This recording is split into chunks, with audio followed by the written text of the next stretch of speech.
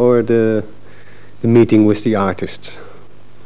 Well, I liked the meeting with the artists because I've been following their art for many years and wondering who they were and how they happened to get where they are. Mm-hmm. But what about the Rijksmuseum? Did you dream about Rembrandt afterwards?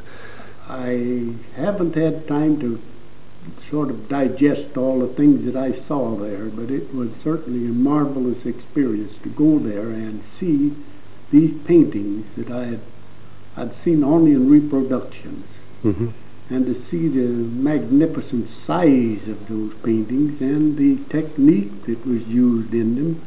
I would have liked to have had more time to just stand alone in front of those paintings with a piece of note paper and making some notes about how Rembrandt must have done those things that looked like magical tricks. Yeah, there were a lot of people. You're too famous. Oh? In the Rijksmuseum. There were many people around you. Oh yes, there were so many people around me that I felt a little self-conscious. Yeah. You like to be alone, on your own? Oh, when I'm thinking or trying to get an idea in my head or remember things, I like to be alone. Mm-hmm. I like to look at things in my own time and examine them without having any people telling me what I should be looking at. Mm. You've worked, most of your life, you worked alone as well. Oh, very much alone. I didn't amount to anything as long as I was working with other people. After I was working alone on the comic books, I began to develop confidence in my own ideas and began producing things that apparently had been well received by people for 3 generations now. Mm-hmm. Yeah, apparently. Apparently, well. You're still amazed? I come here to Europe and I find that people have been reading those stories with great seriousness for 40 or 50 years. It's a great, great pleasure to see that. Mm-hmm. They were made seriously as well. Yes, they were. I know they were ridiculously funny little stories and had some childish kind of humor in them, but they were seriously thought out. I puzzled around in my head as to what was the best way of telling those stories. Yeah. They were work. It was hard work. They were, hard work, yeah, in a way. They just weren't dashed out quickly. You made 7,000 pages of Donald Duck, around? Quite likely that many. Yeah, you don't know. Oh, I never took time to count them. The freaks did, the fans did. They counted all the pages you made, I think, and they say it's 5,000 pages, 7,000 pages. I guess it's somewhere between 5,000 and 7,000. Yeah, that's about 5 pages a week, isn't it? Yeah, say that. If it figures out to about 5 pages a week, that would be about correct. Every week? Yes. 24 years? Practically every week. I took very few vacations. And I worked 7 days a week because I never took Sundays off or holidays. They were all working days to me. You see, I was self-employed. I was working for myself. And I didn't give myself any days off. I was a hard taskmaster. Mm-hmm. How come? Well, I guess it was just in my nature. Is that something you learned? To get as much work out of a poor old workman as you possibly can. Is that something you learned from your father? Hey, maybe I did. Maybe I did. I know he used to kind of give me a little scolding whenever I quit 10 minutes early, came in from the field, rather than go one more trip around the field with a grain drill or a plow, and I quit He was a farmer. You think that I should have kept on until the sun was down so low in the sky. Hmm. When did you start working? When working on the farm when I was 10 years old, I was doing lots of chores then. Hmm. And when did you try drawing? Did you have paper and pencil in those days? Trying to draw from the time I can remember. I was trying to draw. First, I would draw with some charcoal that I'd pick up off the hearth and write on the walls of the little shack we lived in. And as soon as I was able to understand what paper was for and pencils, I began using those things. And I loved to draw from the time I can remember. And I had quite a talent for it, I guess. I look at those things now and I marvel at what I was able to do at a very early age. There was not much paper around. It was very poor. Not much. In school, we did our figuring and our composition writing and all on a slate. You know what a slate is? Mm-hmm. You take a piece of slate and scratch things on a slate, and then when you showed what you've written, well, you just take your hand and wipe it off. Start all over again with a clean slate. That's where a lot of phrases come from. It was a good school for drawing, I guess. Oh, it's a good school for any kind of work in the way of education. Mm-hmm. Nowadays, we write on paper and crumple the paper up and throw it in the wastebasket. Your use was quite poor, wasn't it, in the beginning? Poor. Your father didn't have much money. Oh, he had an income from farming. Yeah, he wasn't a poor man, but he had a lot of things he wanted to do with his money and buy better machinery, and eventually he hoped to get away from the farm and go into some other form of business. So he was saving his money, but he didn't have any money to spend on trifling things. We didn't have many toys or many books or playthings. Yeah. Oh, he bought us, my brother and I, each a bicycle when we were about 10 years old. Just invented. Yeah. Oh, bicycles were quite new in those days.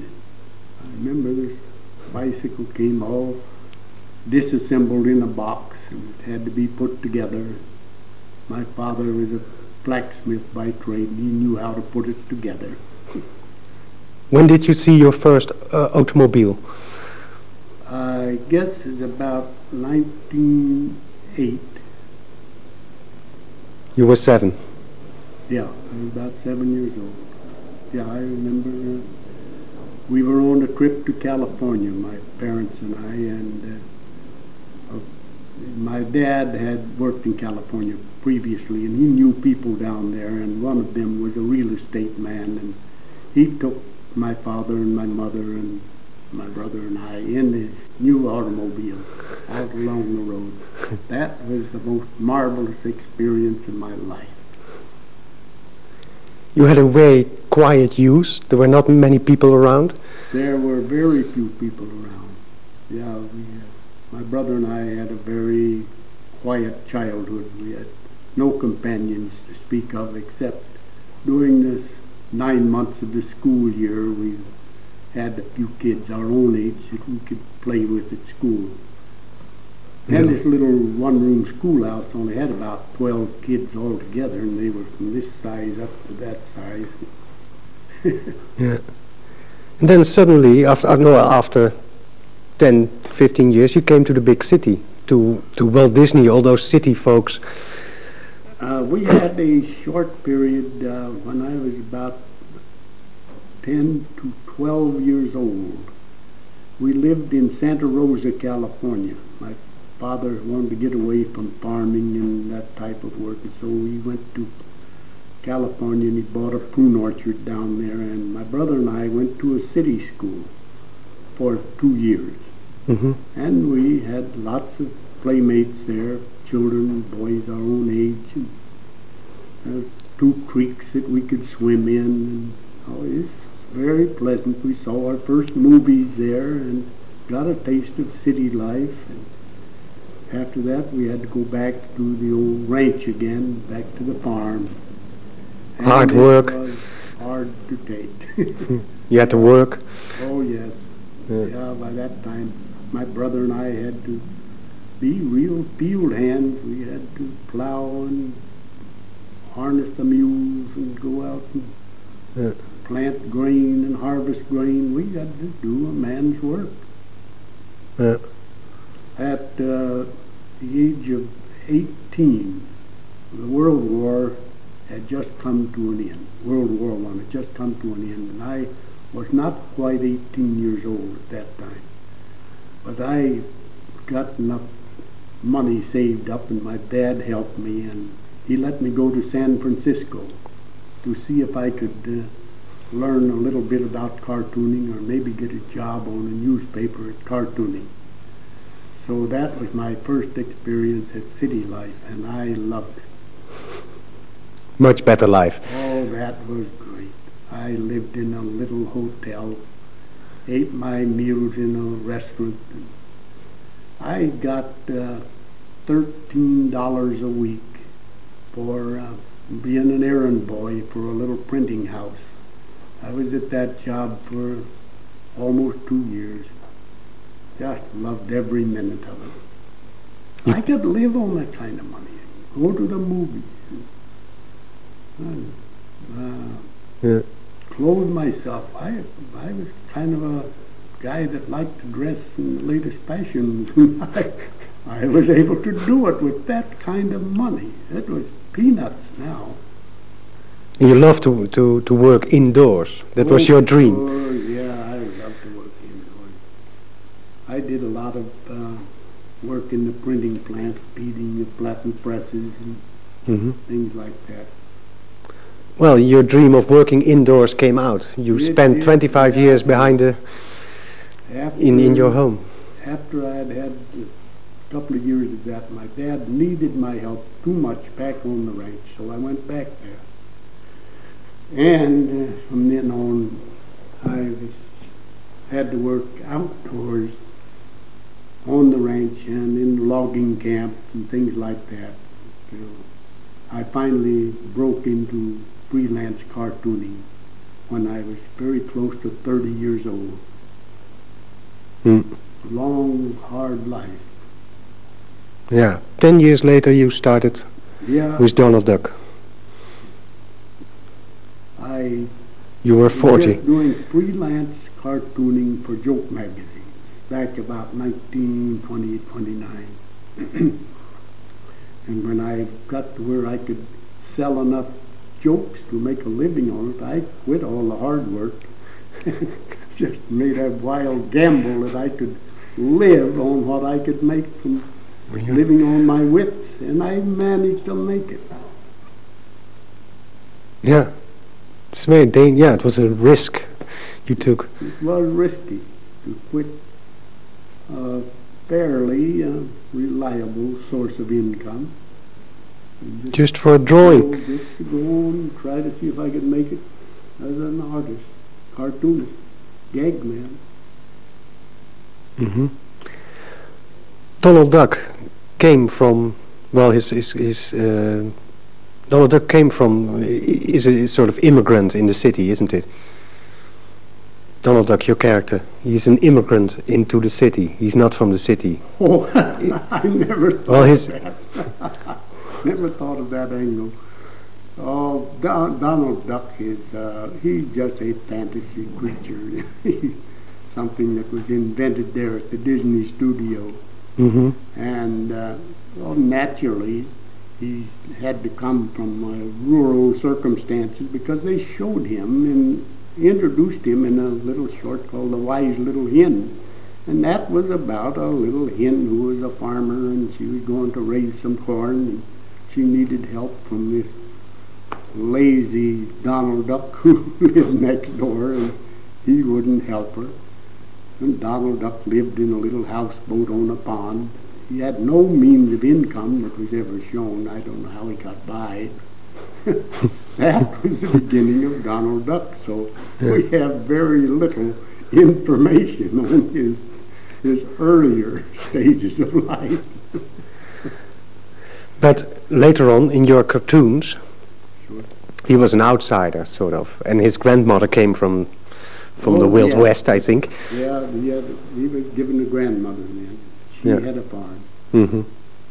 I don't remember Donald ever being used in a movie or a cartoon or a movie or a comic book story about where he was farming in any way.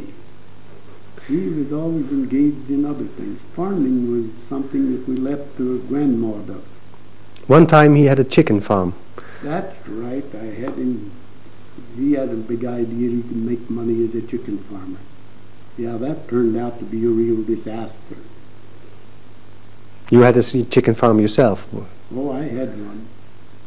Surprisingly, it Was wasn't it as- a total disaster, but it was getting to be real boring to try to gather the eggs and take care of the chickens and feed them all at certain times of the day.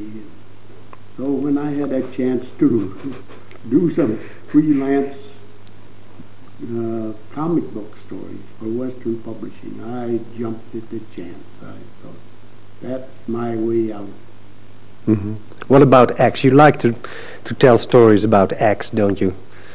Your favorite story is the story about the square eggs? Oh yeah, that... What is it about eggs? The square eggs, well, that was a big adventure story where Donald went to South America to find the place where the square eggs came from, and of course they came from square chickens. It was a ridiculous situation, but it was a nice adventure story, and filled, I think, about 28 or 32 pages in a comic book, and it was a nice story, and it's very well remembered by practically everybody that ever read it. Hmm. What do you like about eggs? Because in lots of your stories there are eggs around, I think. Oh, I really don't like eggs, but they are one of the things that used for funny gags.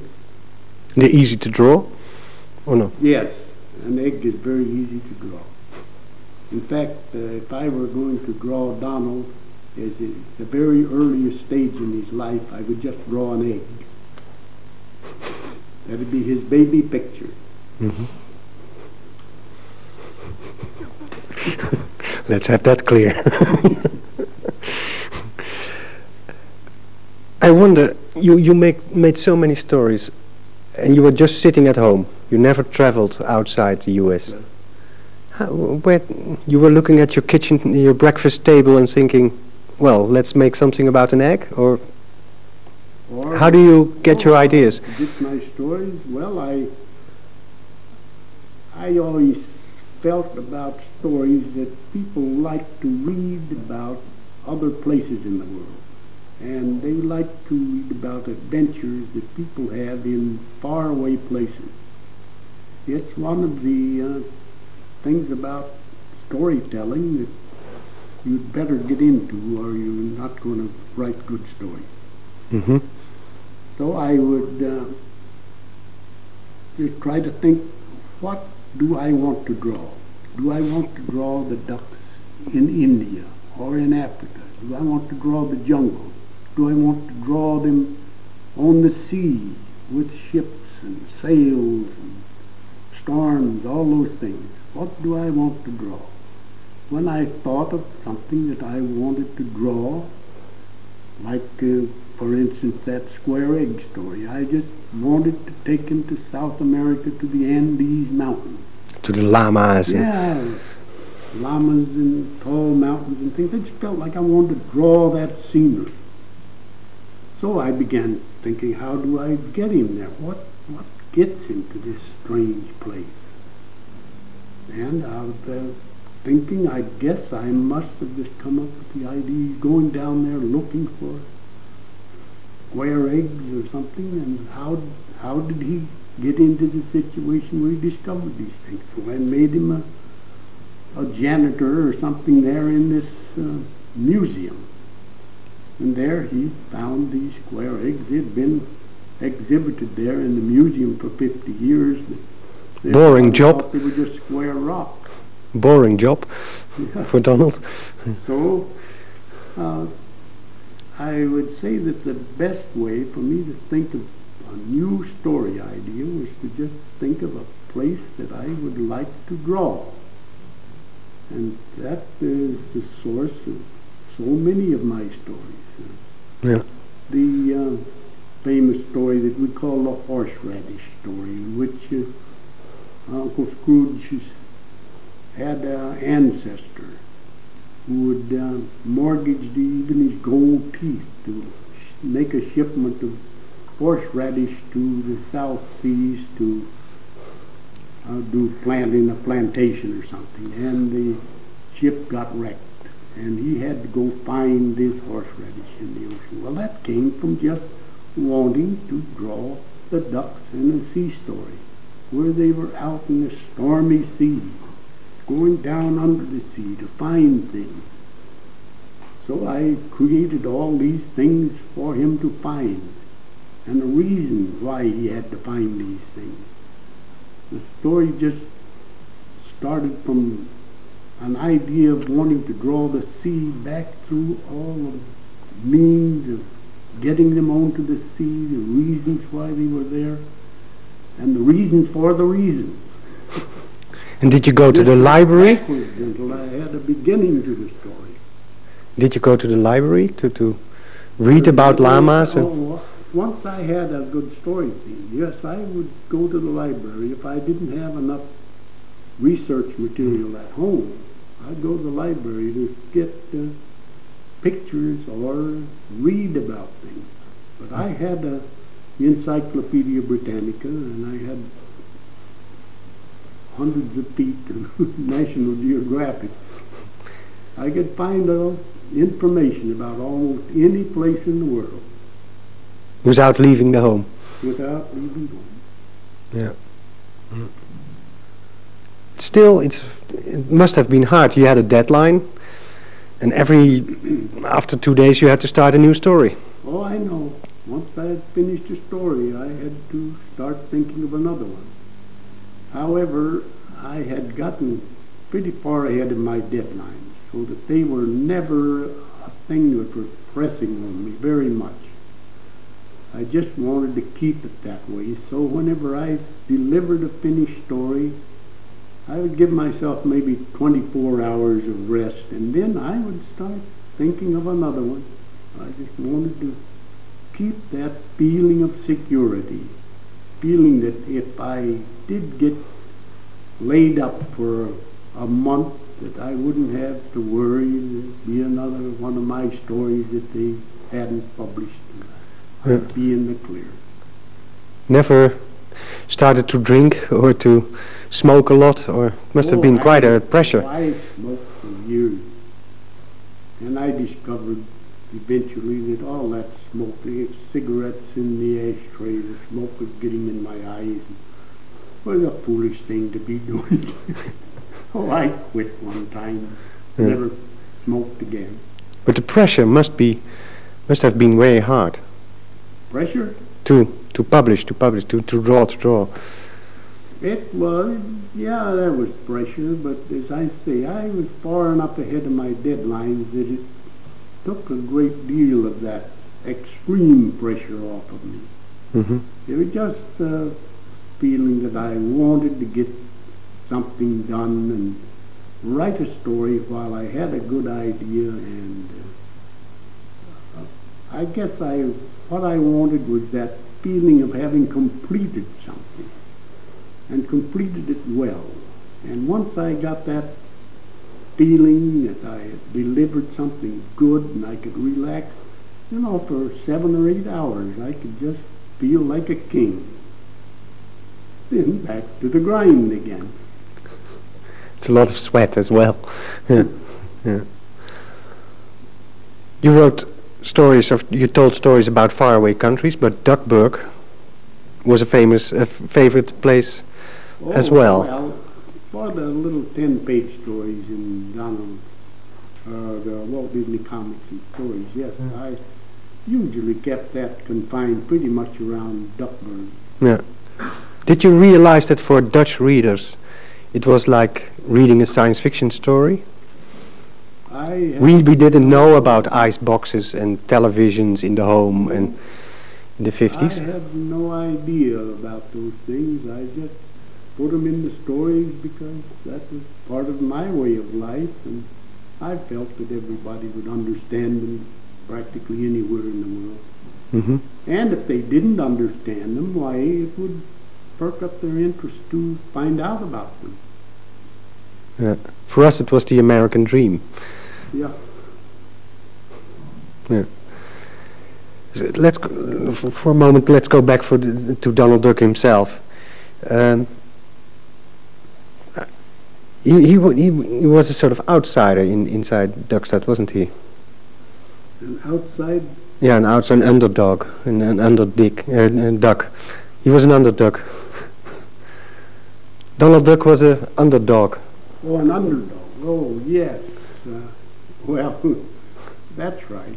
That is one of the charms of him. He was the guy that he was not an arrogant upper crust person. He was one of the lower underdogs, and people like to see such a person win once in a while. And so Donald was just, he felt like a brother or a cousin or a friend. Mm-hmm. He was smaller than all the he was, other people. Oh, sure, that helped too. Yeah. You said he was about 17 years old in your mind? Oh, I never analyzed that, but yeah, he must have been. To do the things, he had a girlfriend, he had a car, and he seemed to own a little property once in a while. Yeah, he must have been a teenager, 17 years old, somewhere in that area. For me, he's 40, or 35 maybe. Well, he had problems, and he had some of the things he said indicated he had the mind of a person who was 30 or 40 years old, but no, 17 seems to fit him better than any other age. Yeah. He will never get 60. Officially he's 60 years old, but another 60 years from now he'll be 120 years old. And I bet he'll be just the same kind of a duckhead as he is now. Yeah. Well, one final point. Money is very important in Donald Duck. Money? Mm-hmm. Well, that is the oil that greases all the wheels of industry and all the things of commerce. It's how men make a big impression on girls, flash their money. It makes a big impression on other people. It is the thing that is the symbol of power and of all kinds of excellence. You never had much money? You still don't have much money? During all the years that I worked on the comic books, I made about as much as a carpenter makes. And so I was just like a ordinary working man, except that I had an easier job than laborers and carpenters. Mm-hmm. But you're not resentful, are you? Oh, no. From the early jobs I had as a ranch hand, farm boy, and later laborer in the riveting gang and such things, why, I had a wonderful, easy job cartooning. That was just heaven. Working indoors out of the hot sun and the cold, and doing the things I liked, why, that was half of my wages. didn't need a hell of a lot of money to make me happy. What do you think of people who pay enormous amounts of money for your paintings nowadays? Are they a little bit crazy? I think of them as being angels with golden wings. They are the greatest people on earth. I wish there were more of them. I love them. Yeah. You want to ask him about his new story? Yeah. You told me that it's difficult for you to write new stories because you're now too famous. Everybody is looking at you and it must be marvelous. Yes, it makes me very self-conscious about whatever I write. I know that people will be picking it to pieces, comparing it to what I had done in the past, and I know I can't produce stuff as good now as I did back 40, 50 years ago. Mm-hmm. But still, the ideas are coming up, I guess, for stories. Just once in a great while that I ever get an idea. I try to avoid getting ideas. It's difficult. Yes. It's difficult not to have ideas. Well, yes, it is a little difficult. However, I try to find other things to occupy my mind rather than thinking about ducks in Duckburg and gags for Donald. Go to Amsterdam with your managers and you go to Amsterdam and to get your mind off ideas. Here in Amsterdam was a nice place to go around and look at how other people live. Mm-hmm. Did you get any ideas? Well, I didn't get any ideas for stories, but I sure got ideas on the things that the people in Amsterdam contend with in living with all the water down at their feet and their narrow streets and so on. I think you got an idea about the story. I admire the way they have adapted to the crowded conditions that they live under. Mm-hmm. They seem so very happy. They learned how to get along with each other. And they've got a nice place here. Beautiful, beautiful country. All the trees and everything. It's just so nice. Is there a story in it for Donald? Well, unless he went in for some kind of environmental ideas, like he tried to change one of our American deserts into something like we have here in Holland. Still, there is a rumor that sometimes you make new stories. Oh, I have made one new story in the last 25 years. That's not a rumor. It's a sad fact. I did. Only one? Only one. It's a pity for Are you us. expecting me to tell you that story? Mm-hmm.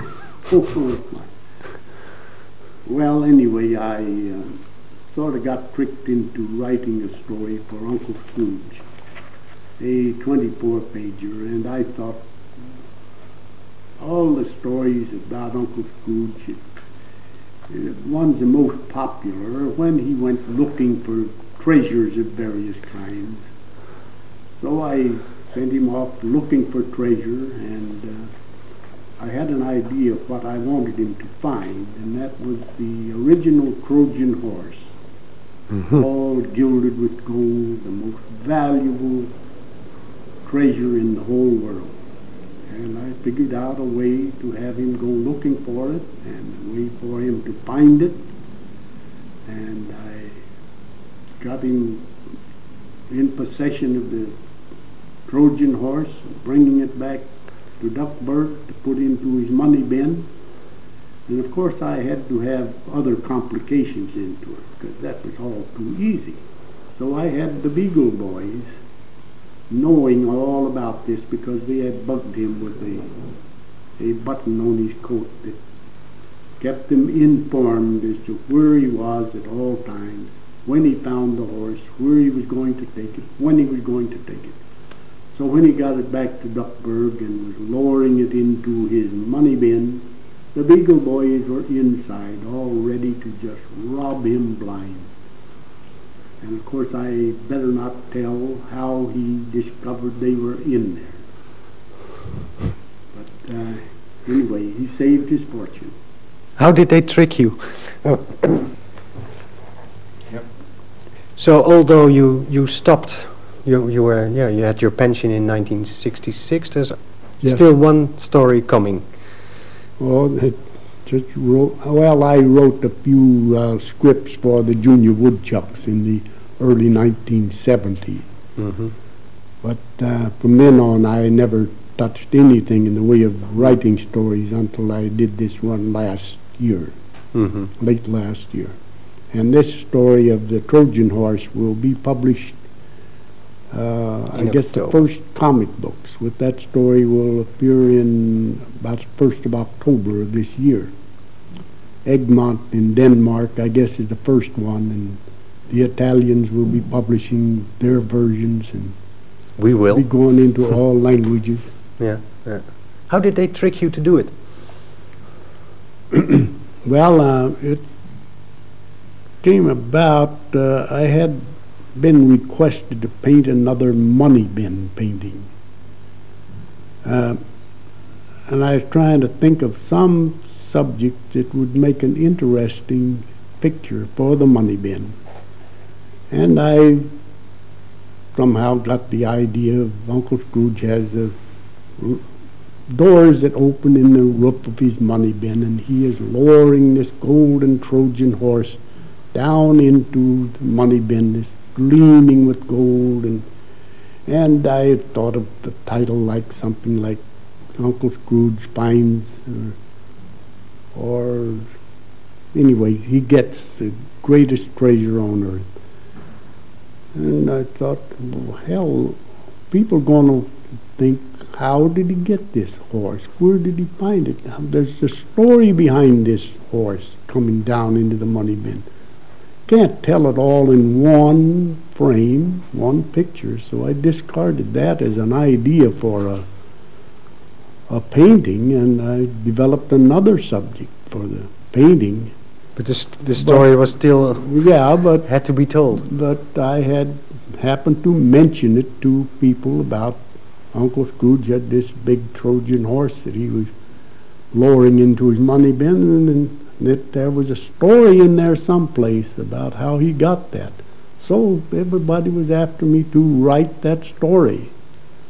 And I blithely thought, oh, well, all I've got to do is write a little synopsis of this story, about 1 page long, and I just hand that synopsis to Bill Van Horn, a very good artist and a good story man, and he could develop all that. He could do all the story work. Bill didn't want to do it. Well, it didn't get as far as that. It's just that when I started writing the synopsis, I could keep thinking of so many angles in this story. In order to make that story interesting, I had to have the complications of, like the button on his coat that informed the Beagle Boys where he was, and all the interchange of ideas. Just the synopsis began to get 2 or 3, 4 pages long, and still I had more ideas that I was thinking of.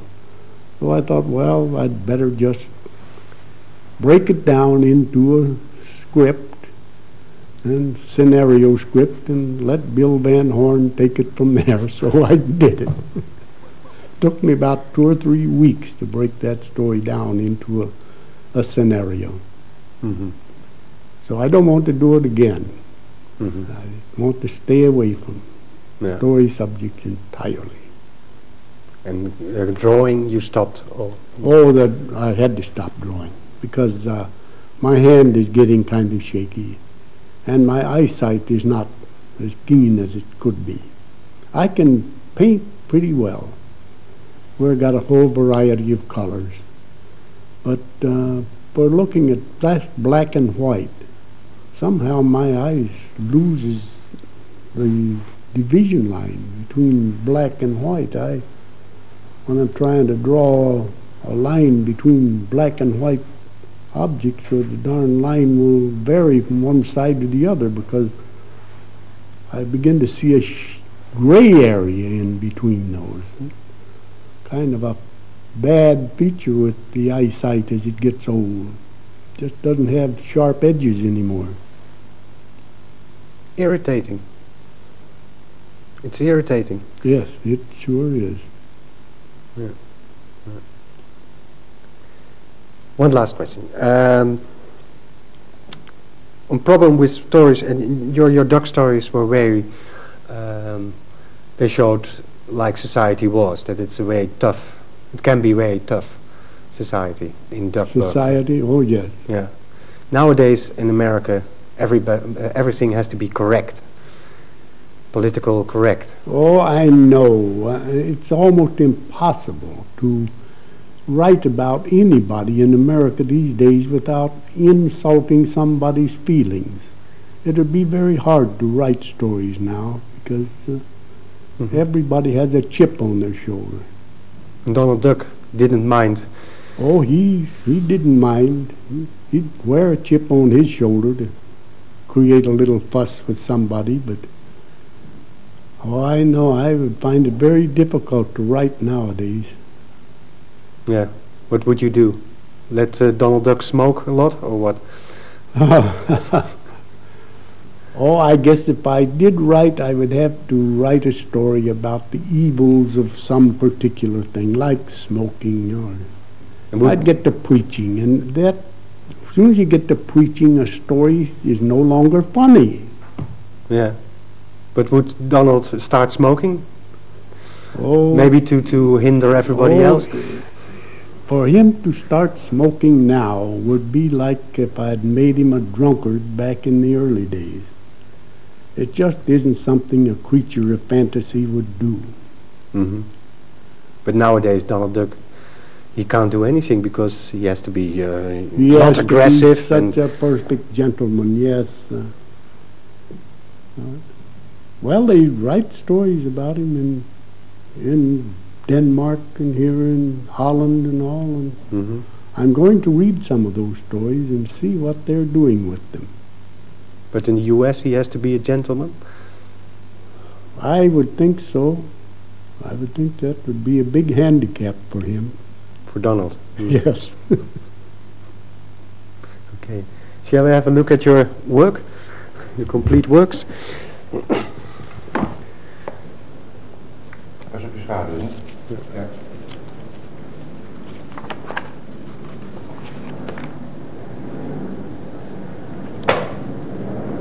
Remember that story? Or is it too long ago? The stories I was just looking at, I remember them.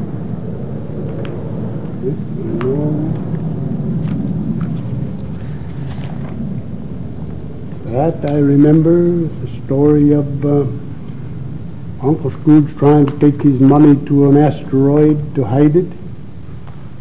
Looking for an asteroid where he could hide his money. That was I did along in the 1960s, and it was a very successful story. That made such an impression on some of the astronomers back at Cornell University that they named an asteroid for me. For you? Yes. The Barks asteroid. Yeah. Number 2730 Barks. It's an asteroid way out there. It's about 10 meters in 10 kilometers in diameter. It would grow a lot of potatoes if a person could farm it.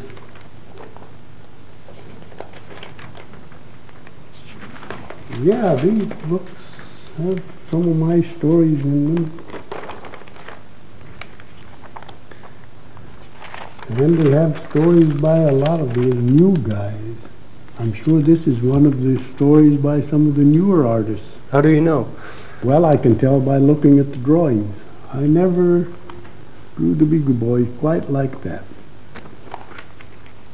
I generally look at a story and I can very quickly spot a panel that I don't remember ever drawing. That's I don't not yours. remember this, you see, that's all different. I never remember. Could you explain what is the difference? Well, I just never remember drawing gyro gear loose and the kids in a big traffic jam like that. Just something that I had never drawn. But you can tell at the style as well. Is that a story, a picture of you? This is not a picture that I drew.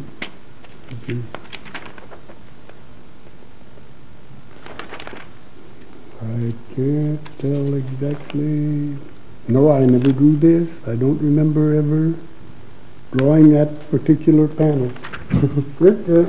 It's marvelous of the millions of panels that I drew that I can look and quickly think that that's not one that was one of mine. Yeah. I just don't remember ever putting You still together remember? those people. That's one you did. Oh, let's see. Something about it looks a little familiar. Yeah, I'm trying to remember this. Something about litter bugging.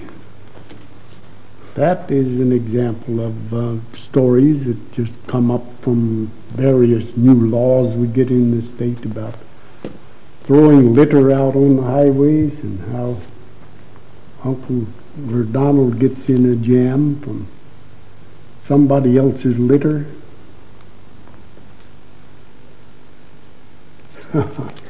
I like that one. Can you show it to the camera? Something about raining cats and dogs. And money.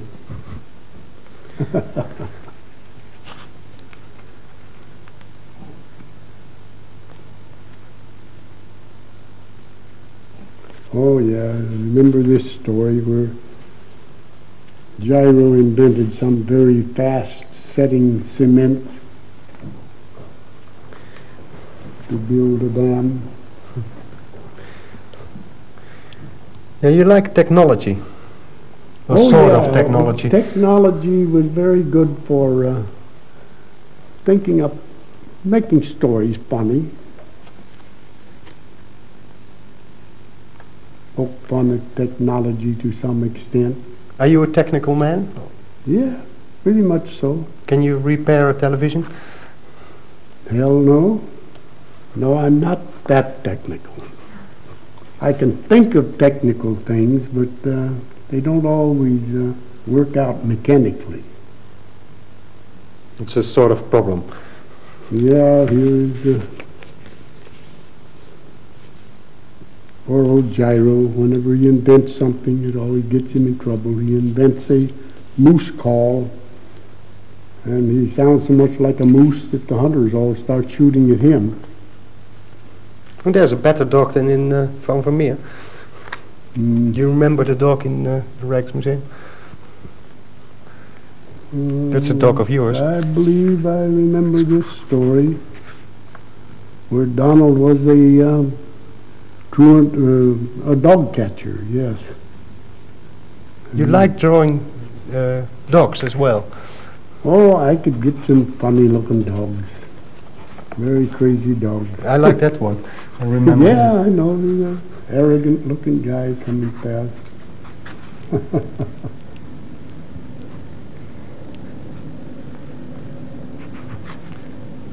What do you think about your complete work? Is it done okay? Oh, if they're publishing complete works in this form, I say good. I'm glad to see it done. Is it better than in black and white? It's a nice paper and printed large enough, and it's a very good thing. I credit to my work to publish it like that. That one is in black and white. This one? So it is. Yeah, well, it looks pretty good, even in black and white. Yeah. Anyway, to keep these stories alive, they've got to be published. And keep on publishing. Maybe 50, 60 years from now, people will still be reading them, which would make me very happy. I'll drink a beer to that great occasion.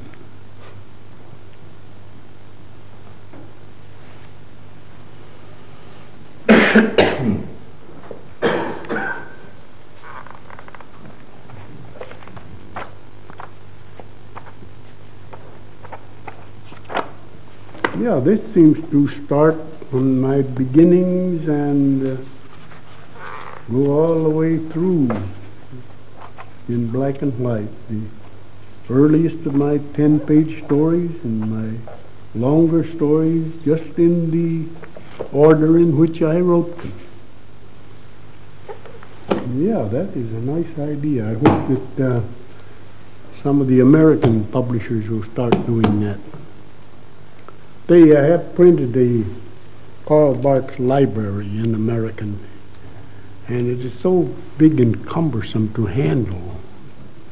I never pick it up to read it, but this size here is very nice. Do you ever read your old stories again? I am going to when I get back home. I have realized from all the comments I've heard here in Europe that I have forgotten many of the good points of my stories, and people are finding meanings in those stories that I have forgotten.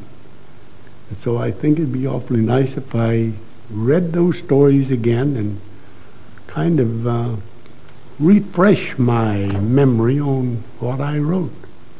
Maybe I'll get stuck on myself and think that I was a great writer. Then you'll regret that you ever put the idea in my head. Maybe you have some fun. Oh, I'll just make a pest of myself. Okay, thank you very much.